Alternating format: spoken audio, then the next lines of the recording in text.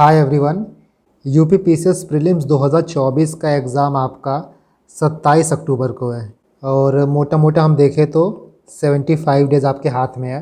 And at this point of time I would highly recommend कि जो लोग pre plus mains दोनों को साथ में लेके चल रहे हैं वो अपना फोकस प्री की तरफ थोड़ा ज़्यादा कर दें। स्पेशली वो लोग जिनका अभी तक एक बार भी प्री नहीं निकला है, क्योंकि चाहे आप यूपीएससी की बात करो या फिर यूपी पीसीएस की, तीनों स्टेज में प्रीलिम्स, मेंस और इंटरव्यू में सबसे ज़्यादा जो टफ़ स्टेज होता है वो प्री का स्टेज होता है। और चाहे आपने पहले प्री क्लियर किया हो या ना किया हो, आपको सफिशिएंट टाइम देना पड़ता है। लास्ट में 2 वीक तो आप रिवाइज़ ही करोगे। इसके बाद आपके पास ऑलमोस्ट 7 से 8 सब्जेक्ट है, 2 ढाई महीना आपके हाथ में है। डैट मीन्स आपके पास वीक के हिसाब से देखो तो 10-12 वीक है। हर एक सब्जेक्ट को आपको कम से कम 1 हफ़्ता देना पड़ेगा, तब भी आपका 2 ढाई महीना आराम से निकल जाएगा। इसीलिए इन 75 दिनों में आप स्टार्ट कर दो प्री को पढ़ना, क्योंकि प्री आपका अच्छे मार्जिन से क्लियर हो जाएगा तो आपका जो मेंस है वो फेब में होगा। और प्री एंड मेंस के बीच में कम से कम 3-3.5 महीना का आपको गैप मिलता है। उस पीरियड में भी आप आराम से मेंस का काफ़ी चीज़ कवर कर सकते हो। इसीलिए फर्स्ट एंड फॉरमोस्ट फोकस आपका होना चाहिए कि 27 अक्टूबर को जो प्री का एग्ज़ाम हो रहा है उसमें काफ़ी ईजिली हम प्री को क्वालिफाई कर लें। आपने लास्ट ईयर यूपी पीसीएस का कट ऑफ भी देखा होगा, 125 प्लस कट ऑफ जा रहा है। तो प्री इतना ज़्यादा इजी भी नहीं है कि आप उसको बहुत ज़्यादा लाइटली लो। प्री के लिए आज से अभी से पढ़ना स्टार्ट कर दो, अपना जो गियर है ना वो प्रीलिम्स में शिफ्ट कर दो। मेंस के लिए आपको पढ़ना है तो आप 20% 30% टाइम दे सकते हो मेंस को, 10-15 दिन और दे दो। But most of the time आपका जाना चाहिए सिर्फ प्री की तैयारी में। और उसी को देखते हुए मैंने 75 डेज़ का डेली प्लानर प्रिपेयर किया है। काफ़ी सोच समझ के, काफ़ी टाइम दे के मैंने इस प्लानर को प्रिपेयर किया है। मतलब आपको सफिशिएंट टाइम मिलना चाहिए रिवाइज़ करने के लिए भी, प्लस टेस्ट सीरीज़ लगाने के लिए, प्लस PYQs लगाने के लिए। इसके बाद जो बैकलॉग डेज़ हैं आपको वो भी देखना है, क्योंकि आप सिर्फ पढ़ नहीं सकते हो कि हम पढ़ते जाएँ। जितना इम्पोर्टेंट पढ़ाई होता है, जितना इम्पोर्टेंट टॉपिक कवर करना होता है, उतना ही ज़्यादा इम्पॉर्टेंट होता है रिवाइज़ करना। खासकर हम यूपी पीसीएस की बात करें तो यूपी पीसीएस का पेपर जो होता है वो थोड़ा फैक्चुअल नेचर का होता है। इसीलिए यहाँ पे रेक्टिफिकेशन भी आपको करना पड़ेगा, फैक्ट को याद करना पड़ेगा, डेटा को याद करना पड़ेगा, करंट अफेयर भी प्रिपेयर करना पड़ेगा।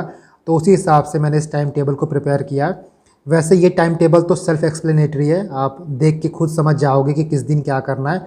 बट फिर भी हम एक ओवरव्यू ले लेते हैं कि किस दिन आपको क्या करना है। बेसिकली देखो, जो टाइम टेबल होता है ना वो सब्जेक्टिव होता है, पर्सन टू पर्सन वेरी करता है। बट इस टाइम टेबल से आप एक बर्ड आई व्यू ले सकते हो कि आपको आने वाला 75 दिन कैसे प्लान करना है। ओवरऑल आई वुड से कि आप यही टाइम टेबल यूज़ करो। हल्का फुल्का आपको कहीं ट्विक करना है तो ट्विक कर सकते हो based on your strength and weaknesses. But जो कंपोनेंट यहाँ पे दिया गया है, जैसे revision time, backlog completion time, UP PCS का जो PYQs है उसको सॉल्व करने का टाइम, टेस्ट सीरीज लगाने का टाइम, करंट अफेयर्स पढ़ने का टाइम या फिर मैपिंग करने का टाइम, वो सारी चीज़ें आपकी टाइम टेबल का एक अहम कंपोनेंट हैं, तो उनको आप मिस आउट नहीं कर सकते हो। ठीक है ना। देखो यहाँ पे ना ये टाइम टेबल तो उनके लिए है जो सिर्फ यूपी पीसीएस की प्रिपरेशन कर रहे हैं, लेकिन 2 चीज़ और आती है। एक है जो जॉब के साथ यूपी पीसीएस की प्रिपरेशन कर रहे हैं, और एक वो लोग हैं जो यूपीएससी प्लस यूपी पीसीएस साथ में टारगेट कर रहे हैं। तो देखो, सबसे पहले जो लोग जॉब के साथ यूपी पीसीएस की प्रिपरेशन कर रहे हैं या फिर इनफैक्ट किसी भी एग्ज़ाम की प्रिपरेशन कर रहे हैं, उनको टाइम को मैनेज करना पड़ेगा। मान लो आपका जॉब 9 to 5 है, तो 9 से पहले कुछ टाइम आप निकाल लो, 5 बजे के बाद कुछ टाइम निकाल लो, और 9 से 5 बजे के बीच में जो भी टाइम आपको मिलता है, जो भी आपको ब्रेक मिलता है, वहाँ पे आप करंट अफेयर कर सकते हो। क्योंकि एक चीज़ आपको ध्यान रखना होगा, जो लोग सिर्फ तैयारी कर रहे हैं बैठ के, उनके पास कुछ एडवांटेज है, कुछ डिसएडवांटेज है। और जो लोग जॉब के साथ तैयारी कर रहे हैं उनके पास भी कुछ एडवांटेज है, कुछ डिसएडवांटेज है। जो लोग जॉब के साथ तैयारी कर रहे हैं उनका एडवांटेज ये है कि उनके पास एक सिक्योरिटी है, उनके पास एक बैकअप है, और डिसएडवांटेज ये है कि उनके पास टाइम कम है। बट वहीं जो लोग सिर्फ बैठ के तैयारी कर रहे हैं, पूरा टाइम अपने प्रिपरेशन को दे रहे हैं, उनका एडवांटेज ये है कि उनके पास सफिशिएंट टाइम है, वो अपना पूरा वक्त पढ़ाई को दे सकते हैं। बट वहीं डिसएडवांटेज ये है कि कोई बैकअप उनके पास नहीं है, कोई जॉब सिक्योरिटी नहीं है। तो एक माइंड पे प्रेशर रहता है कि ये एग्ज़ाम नहीं होगा तो क्या होगा, या फिर जो एक अनसर्टेनिटी रहता है ना वो इसके साथ अटैच रहता है। इसीलिए आप जॉब कर रहे हो तो कुछ आपको मिल रहा है तो कुछ आपका जा भी रहा है। जो मैंने यहाँ पे टाइम टेबल दिया है, जो टॉपिक्स मैंने कहा है कि इस दिन आपको कवर करना है, उनको आप कैसे भी करके अपने जो वर्किंग आवर है उसके पहले या फिर उसके बाद में आप मैनेज कर सकते हो।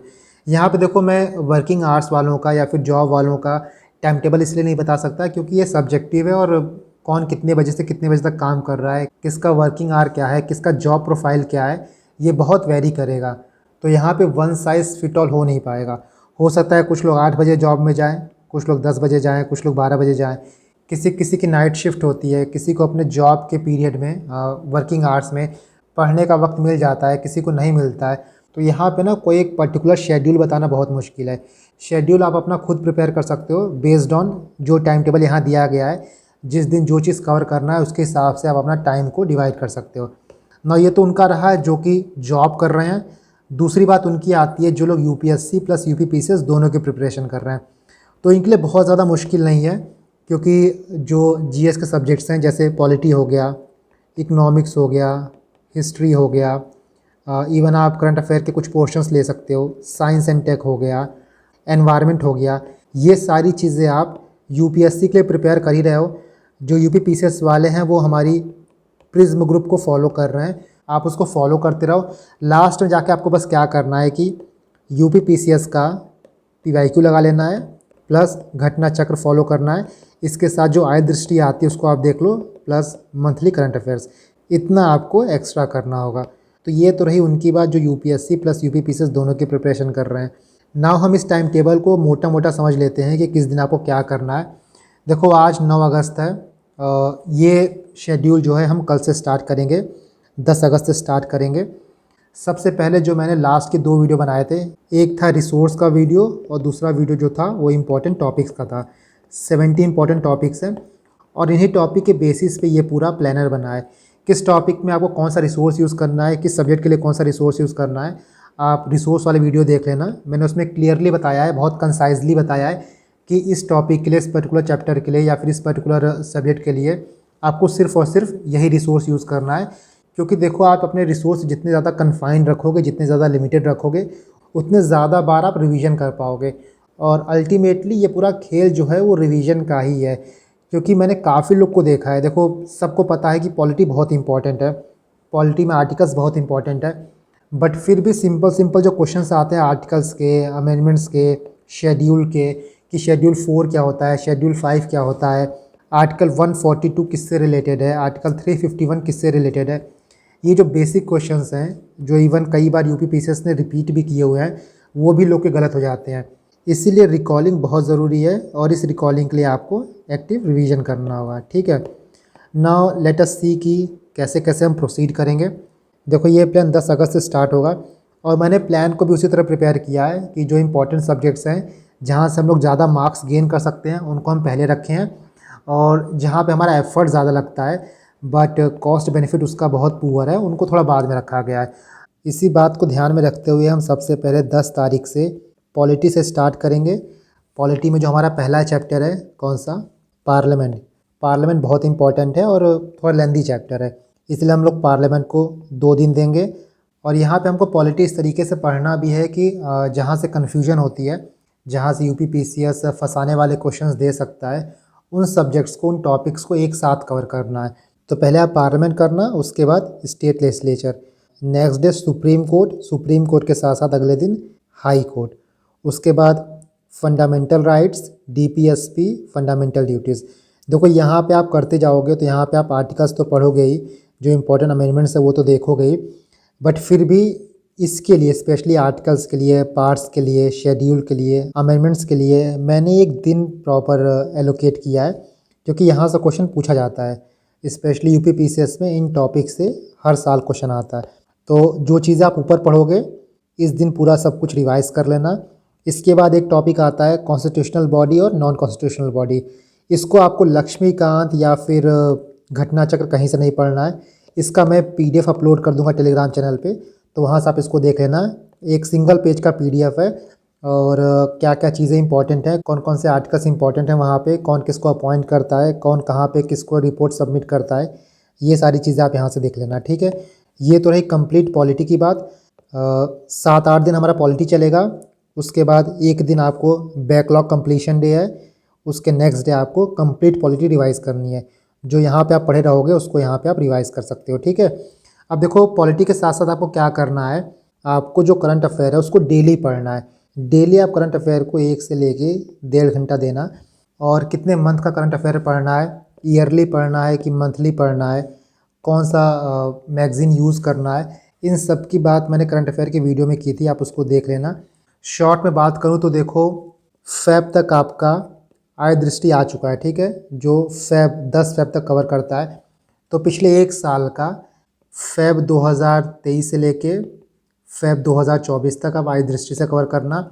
उसके बाद मार्च से लेके सितंबर तक आप मंथली मैगज़ीन कवर करना।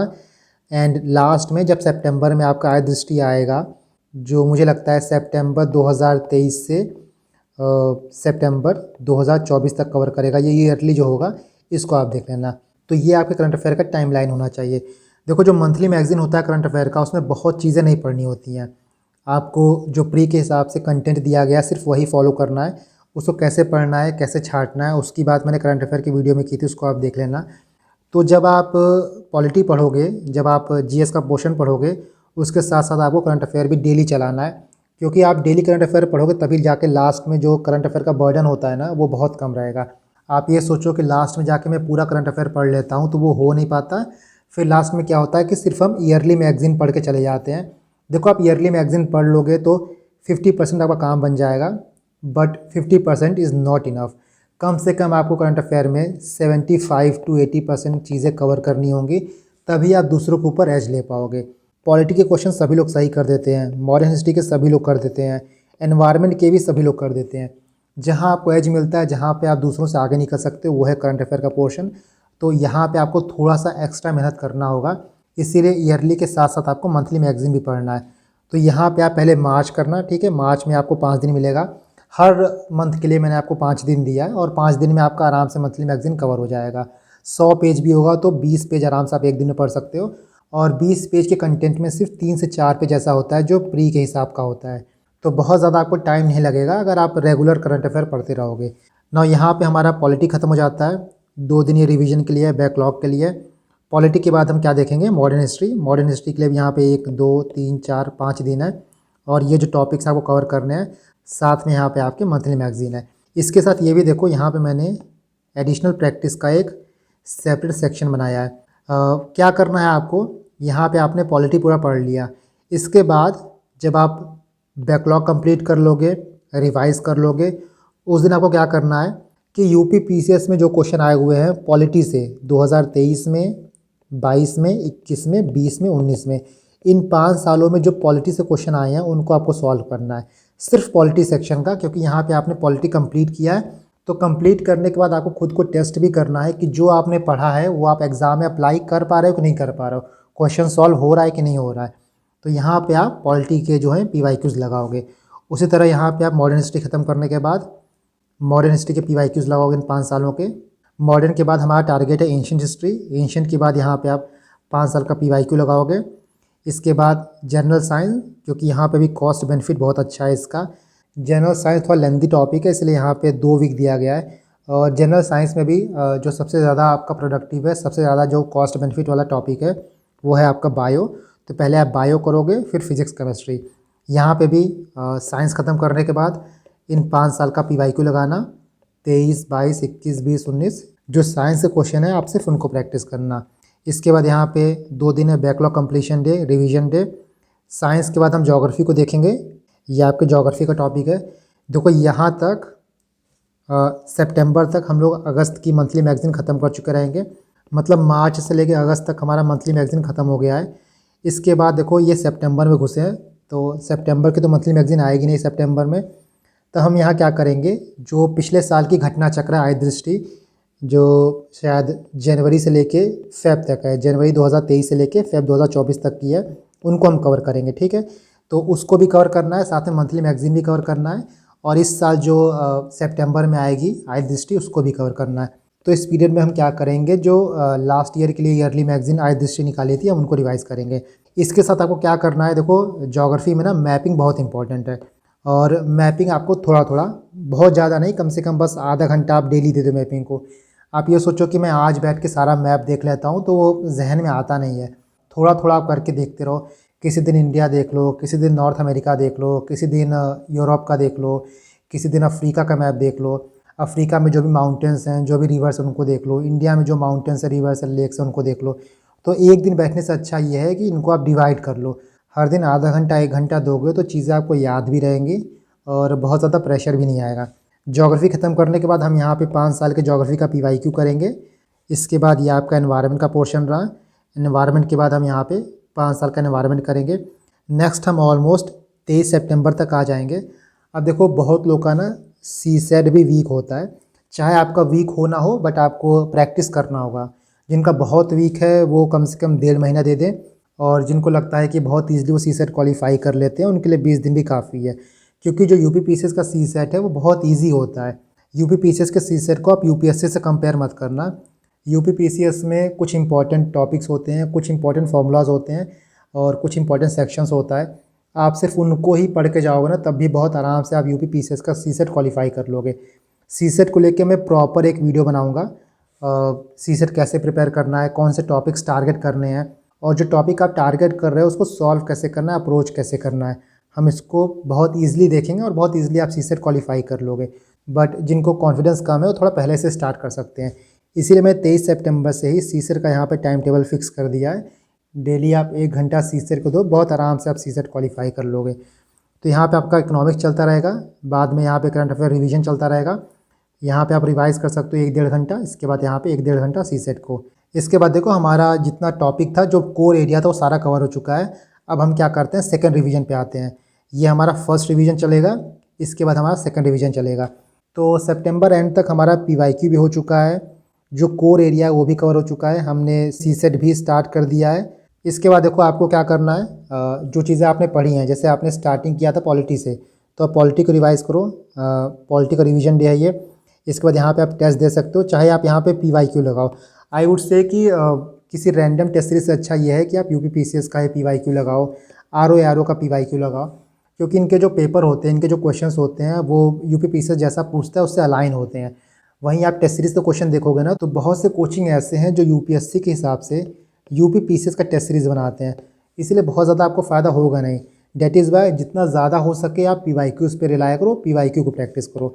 यहाँ पे हमारा रिवीजन 2 चलेगा।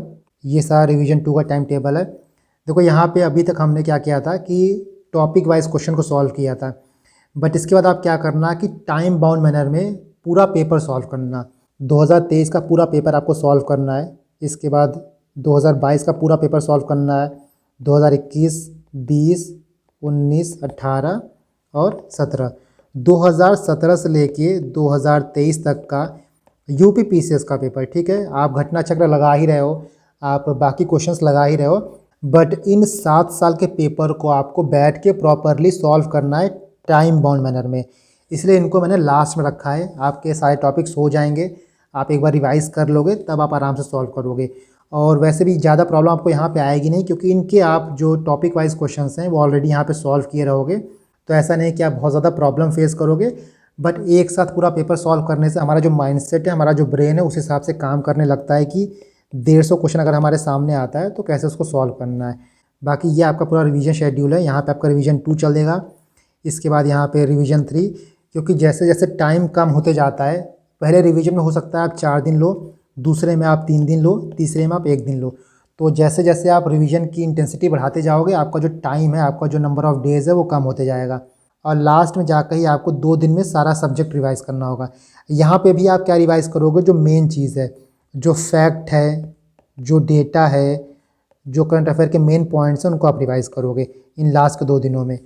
तो ये रहा आपका पूरा प्लान।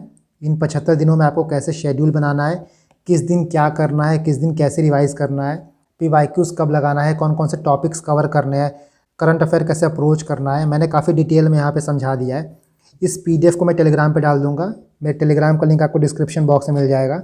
आप इस PDF को डाउनलोड कर लेना, एंड आई वुड रिक्वेस्ट कि आप टाइम टेबल को फॉलो करना। 1-2 दिन हो सकता है ऊपर नीचे हो जाए, बट कोशिश करना है कि जिस दिन जो टॉपिक लिखा गया है उस दिन उस टॉपिक को आप चाहे कैसे भी करके, चाहे आपको 2 घंटा ज़्यादा काम करना पड़े, ज़्यादा जगना पड़े, जगो, काम करो, बट टॉपिक को जो शेड्यूल दिया गया है, जो टारगेट दिया गया है, उसको कवर करने के बाद ही सोना।